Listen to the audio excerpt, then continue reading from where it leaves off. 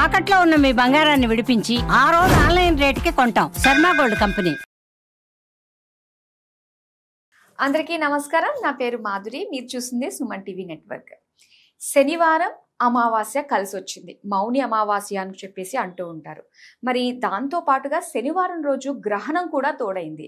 మరి ఇలా కలిసి వచ్చినప్పుడు దీని యొక్క ప్రభావం ఏ రాసుల మీద పడుతుంది, అలాంటి రాసుల వారు ఎలాంటి పరిహారాలు చేసుకుంటే వాళ్ళకి మంచి ఫలితాలు వస్తాయి, ఇలాంటి ఆసక్తికరమైన విషయాలు తెలియజేయడానికి మనతో పాటు ఉన్నారు ప్రముఖ జ్యోతిష్య పండితులు బ్రహ్మశ్రీ నందిబట్ల శ్రీహరి శర్మ గురువు గారు. నమస్కారం గురువు గారు. వాగర్థావివ సంపృక్తౌ వాగర్థ ప్రతిపత్తయే జగతః పితరౌ వందే పార్వతీ పరమేశ్వరౌ. ఆదిత్యాయ చ సోమాయ మంగళాయ బుధాయ చ గురు శుక్ర శనిభ్యశ్చ రాహవే కేతవే నమః. శృంగేరి జగద్గురు పీఠాధిపతులకి, కంచి పీఠాధిపతులకి నమస్కారములు తెలియజేసుకుంటూ కార్యక్రమాన్ని ప్రారంభిద్దాం. గురుగారు, అలాగే శనివారం అమావాస్య చాలా అరుదైన రోజు అని చెప్పేసి అంటూ ఉన్నారు. దాంతో పాటు గ్రహణం కూడా తోడైందండి. దీని ప్రభావం ఏ రాసుల మీద ఉండబోతుంది అంటారు? మనకు పాల్గొన మాసంలో ఆఖరి రోజు 30వ తారీఖు రోజున ఉగాది ప్రారంభమవుతుంది. కానీ ఈ ఆఖరి రోజునే అమెరికా, కెనడా, మెక్సికో లాంటి కొన్ని నగరాల్లో, అమెరికాలో కొన్ని నగరాల్లో, ముఖ్యంగా న్యూజెర్సీ, న్యూయార్క్ వంటి నగరాల్లో ఈ యొక్క గ్రహణం అనేటువంటిది ఏర్పడబోతుంది. కాబట్టి మన కాలమానాన్ని గనక పరిశీలన చేసుకుంటే ఉదయం 10:30 నుంచి మధ్యాహ్నం 2:30 గంటల వరకు కూడా ఆ సమయం సరిపోతుంది. కాబట్టి అయితే చాలామంది వీక్షించేటువంటి ప్రేక్షకులు ఏంటంటే ఇప్పుడు కూడా గ్రహణం మనకి ఏమైనా ఎఫెక్ట్ ఉందేమో భారతదేశంలో అని అంటుంటారు. కానీ భారతదేశంలో ఆ గ్రహణం ఎఫెక్ట్ లేదు. గ్రహణము కనిపించదు. కనిపించినటువంటి గ్రహణానికి పట్టు విడుపు స్నానాలు, ఇల్లు కడుక్కోవడాలు అలాంటివి ఏమీ చేయాల్సినటువంటి పని లేదు. కానీ ఈ ఎఫెక్ట్ గ్రహణం అంటే సూర్యుడు, చంద్రుడు ప్రపంచానికి, విశ్వానికి ఒక్కడే కదా మనకు ఈ యొక్క భూభాగానికి. కాబట్టి గ్రహణం ఆ యొక్క సూర్యచంద్రులకు అవుతున్నప్పుడు ఆ ఏ నక్షత్రము, ఏ రాశులలో గ్రహణం పడుతుందో వాటికి సంబంధించినటువంటి బేస్ చేసుకొని కొన్ని రాశులలో జన్మించినటువంటి వారికి మాత్రం గ్రహణ ప్రభావం ఎఫెక్ట్ అనేటువంటిది కొంచెం ఉంటుంది. పైగా మీరు ఒకటి గమనించారో లేదో, శని కూడా 29వ తారీఖు రాత్రి 10:32 కుంభరాశి నుంచి మీనరాశిలోకి ప్రవేశం చేస్తున్నాడు. అంటే ఏమవుతుంది అప్పుడు, ఈ 29వ తారీఖు రోజున చాలా కొన్ని అలభ్యమైనటువంటి యోగాలు పట్టబోతున్నాయి. షట్ గ్రహ యోగము, 6 గ్రహాలు కలవబోతున్నాయి ఒకే రాశిలో. శనివారము అమావాస్య, మౌని అమావాస్య అని అంటుంటారు. అద్భుతమైనటువంటి అలభ్య పుణ్యతిథులు. ఇట్లాంటి శని అమావాస్యలు సంవత్సరానికి 1, 2 వస్తాయి. ఇక సూర్యగ్రహణం, ఇవన్నీ కూడా అందున శనికి సంబంధించినటువంటి ఉత్తరాభాద్ర నక్షత్రములో ఈ గ్రహణం వస్తున్నటువంటిది. అమావాస్య శనివారము, ఉత్తరాభాద్ర నక్షత్రం శనికి సంబంధించింది. దీన్ని బేస్ చేసుకుంటే మనకు వృషభ రాశికి మరియు తులారాశికి మరియు మకర రాశికి తప్ప మిగతా అన్ని రాశుల్లో జన్మించినటువంటి వారికి ఈ యొక్క ప్రభావము కొంత ఎఫెక్ట్ భవిష్యత్తు వచ్చేటువంటి 2-3 నెలల్లో పట్టబోతుంది. కాబట్టి శనివారం అమావాస్య కలిగినటువంటి రోజున మేష, మిథున, కర్కాటక, సింహ, కన్య, వృశ్చిక, ధనుస్సు, కుంభ, మీన రాశుల్లో జన్మించినటువంటి వారికి మాత్రం ఈ యొక్క ప్రభావం కొంత ఉంటుంది. ఇక్కడ మనం ఎవరిని భయపెట్టడానికి కాదమ్మా, భవిష్యత్తులో జరిగేటువంటి కష్ట నష్టాలు ఉన్నప్పుడు ఆ కష్ట నష్టాలని సూచించడానికే మనకు జ్యోతిష శాస్త్రం ఉపయోగపడుతుంది. పైగా ఈ రోజున ఎవరైతే, ఎందుకనంటే శని కూడా మార్పు చెందుతున్నాడు, కుంభరాశి నుంచి మీనరాశికి మారుతున్నాడు కదా. అప్పుడు ఏమవుతుంది, మీనరాశిలో ఉన్నప్పుడు కుంభ, మీన, మేషానికి ఏలిన శని ప్రభావం, మిథున రాశికి కంటక శని ప్రభావము, సింహరాశికి అష్టమ శని ప్రభావము, ధనుస్సు రాశి వారికి అర్ధాష్టమ శని దోష ప్రభావం, కర్కాటక రాశి వారికి మరియు ఈ యొక్క వృశ్చిక రాశి వారికి యోగ శని ప్రభావం ఉంటుంది. అయితే ఇది ఎల్లకాలము సంవత్సరం అంతా ఉంటుందా అంటే శని మళ్ళీ అక్టోబర్ 10వ తారీఖు రోజున మళ్ళీ కుంభరాశిలోకి వస్తున్నాడు. వచ్చినప్పుడు ఏమవుతుంది, ఇప్పటి వరకు దోషం పోయింది అనుకున్నటువంటి రాశులకి, వృశ్చిక రాశి వారికి అర్ధాష్టమ శని, కర్కాటక రాశి వారికి అష్టమ శని, అలాగే వృషభ రాశి వారికి కంటక శని, మరియు ఈ సంబంధించినటువంటి మకర, కుంభ, మీన రాశుల వారికి ఏలినాటి శని ప్రభావం మళ్ళీ మొదలవుతుంది సెప్టెంబర్ 28 నుంచి వచ్చే సంవత్సరం జనవరి 9 వరకు. కాబట్టి ఈ సంవత్సరం శని మీనరాశిలోకి కొన్ని రోజులు, మళ్ళీ కుంభరాశిలోకి కొన్ని రోజులు ఉండడం వల్ల 12 రాశుల వారికి కూడా ఈ శని ప్రభావం ఉండబోతుంది. ఇది ఎవరు అవునన్నా కాదన్నా ఖచ్చితంగా జరగబోయేదే ఇది.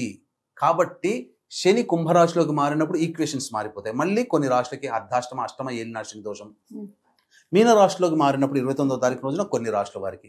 కాబట్టి ఏ తర్వాత చెప్పొచ్చేది అంటే 12 రాశుల వారికి ఈ ప్రభావం ఉంటుంది. కాబట్టి 12 రాశుల్లో జన్మించినటువంటి వారు కొన్ని పరిహారములు గనక చేసుకుంటే దేవతా అనుగ్రహం పొందడం చాలా యోగం అని చెప్పవచ్చు. దీనివల్ల వచ్చేటువంటి కష్ట నష్టాలు మనల్ని బాధించకుండా ఉంటాయి.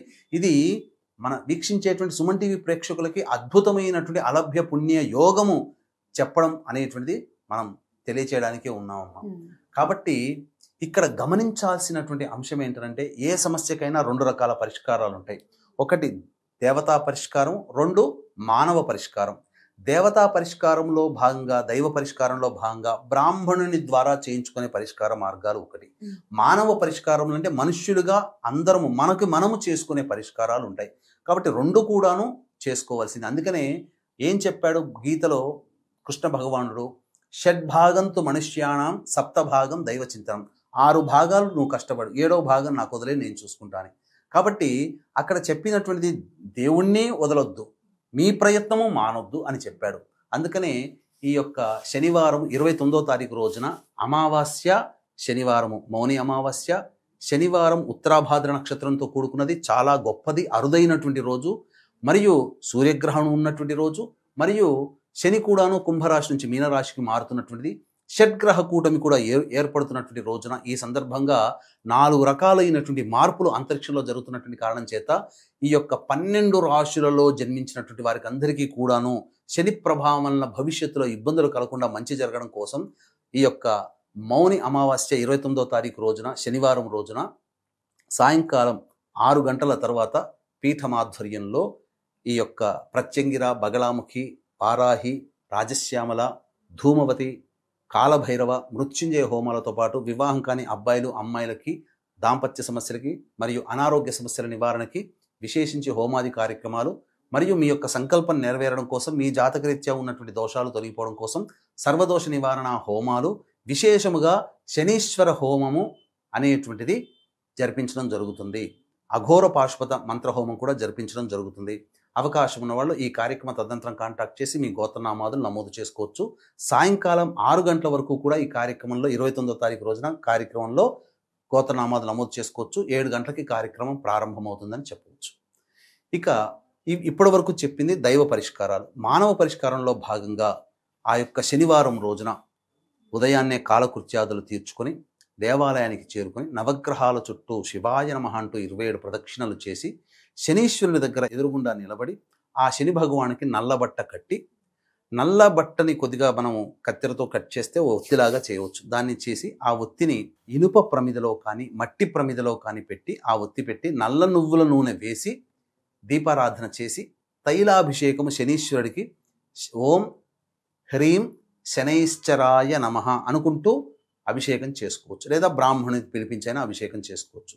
అభిషేక తదనంతరం 8 నల్ల నువ్వుల లడ్డూలు ఆ స్వామికి నివేదన చేయాలి. ఇక తదనంతరం ఆ రోజున మధ్యాహ్నం 1 గంట టు 2 మధ్య కాలంలో శనిహోర ఉంటుంది. ఈ శనిహోరలో అనాథలకి, వికలాంగులకి మరియు వృద్ధులకి తినే పదార్థాలు పంచిపెట్టాలి. ముఖ్యంగా పారిశుధ్య కార్మికులకి ఏదైనా వంట వండుకోవడానికి సామాన్లు కానీ, కనీసం టీ తాగడానికి ఏదైనా 10 రూపాయలు ఇచ్చైనా కానీ వాళ్ళని సంతోషపెట్టాలి. ఇక ఆ రోజున ఉపవాసం ఉంటే చాలా మంచిది. అమావాస్య రోజు కాబట్టి మాంసాహారం భుజించకూడదు. ఉపవాసం ఉంటే చాలా మంచిది. ఇక ప్రదోషకాల సమయం కనుక 4:30 కల్లా మళ్ళీ కాలకృత్యాదులు తీర్చుకొని రావి చెట్టు చుట్టూ శివాయ నమః అంటూ 27 ప్రదక్షిణలు చేసి ఆ యొక్క రావి చెట్టు దగ్గర రాశిగా, అనగా పశ్చిమాభిముఖంగా, అంటే మనము పశ్చిమంగా ఉండాలంటే పడమర వైపు మన ఫేస్ ఉండాలి. ఆ పశ్చిమాభిముఖంగా కూర్చొని ఒక విస్తరాకులో కానీ లేదా రావి ఆకులలో కానీ 3 రావి ఆకులు 4 రావి ఆకులు పరిస్తే కొద్దిగా ఇలా దొంతరలాగా అవుతుంది.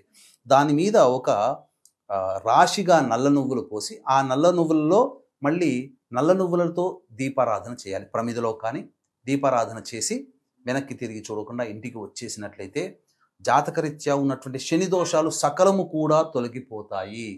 ఇంకా వీలైతే శనేశ్వరుడికి ఆ విధంగా దీపారాధన అక్కడ చేస్తారు కదా రావి చెట్టు దగ్గర, వెంబడే శివాలయానికి చేరుకొని శంఖ పుష్పములతో, అనగా నీలిరంగు శంఖ పుష్పాలు ఉంటాయి, ఆ శంఖ పుష్పములతో కానీ నీలిరంగు చామంతి పూలతో కానీ ఈశ్వరుని గనక అర్చన జరిపించుకుంటే సమస్త విధమైనటువంటి శని దోషాలు తొలగిపోతాయి.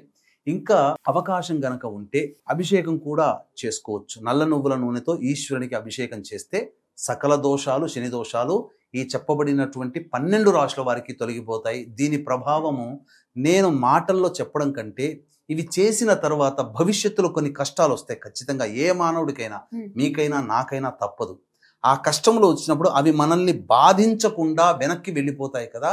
అప్పుడు తెలుస్తుంది మనం ఆ రోజున సుమన్ టీవీ ద్వారా విన్న కార్యక్రమం ద్వారా చేసిన పరిహారం వల్ల మనకు ఇంత మంచి జరిగింది, ఈ కష్టము నుంచి, ఈ మృత్యుగండము నుంచి, లేకపోతే ఈ యొక్క భయము నుంచి, ఈ ఆపద నుంచి మనకు ఇబ్బంది పడకుండా మనం బయటపడ్డామనంటే మనం ఆ రోజు చేసినటువంటి పరిహారము. దీంట్లో ఏముందమ్మా, పెద్ద కష్టం అంటూ లేదు. ఆ రోజున సమయం కేటాయించుకోవడం మాత్రమే ప్రధానం. ఏ సమయంలో చేస్తే మంచిది అంటారు? ఎన్ని రోజులు చేయాలంటే? ఆ ఒక్కరోజు చేస్తే చాలమ్మా. ఉదయం పూట చెప్పినటువంటి విధంగా శనీశ్వరునికి చేసుకోవడం, సాయంకాలం పూట రావి చెట్టు దగ్గర చేసుకోవడం, అవకాశం ఉంటే అభిషేకము, అర్చన కూడా ఈశ్వరుని దగ్గర ప్రదోష కాలంలో చేసుకుంటే చాలా విశేషము. ఇంకా మీకు ఈ చేసుకున్నా కానీ దేవతానుగ్రహం పొందాలి, ఇంకా హోమాది కార్యక్రమంలో కూడా చేసుకుంటే మంచిది. పోతూ పోతూ ఇక ఉగాది అంతా కూడా మనకు మంచి జరగాలి, ఈ ఆఖరి రోజున అద్భుతమైనటువంటి రోజున దేవతా పరిహారం కూడా చేసుకుంటామంటే మన పీఠం ఆధ్వర్యంలో జరిగేటువంటి హోమాది కార్యక్రమంలో గోత్రనామాదులు నమోదు చేసుకోవచ్చు. ఓకే గురుగారు, ఒక్కసారి మనం చేసుకుంటే మనకు వచ్చే సమస్యలు అన్నిటి నుంచి కూడా మనం తేలిగ్గా బయటపడొచ్చు అని చెప్పేసి చక్కటి పరిహారం మా అందరికీ తెలియజేసినందుకు ధన్యవాదాలు. సర్వం శ్రీ ఉమామహేశ్వర పరబ్రహ్మార్పణమస్తు.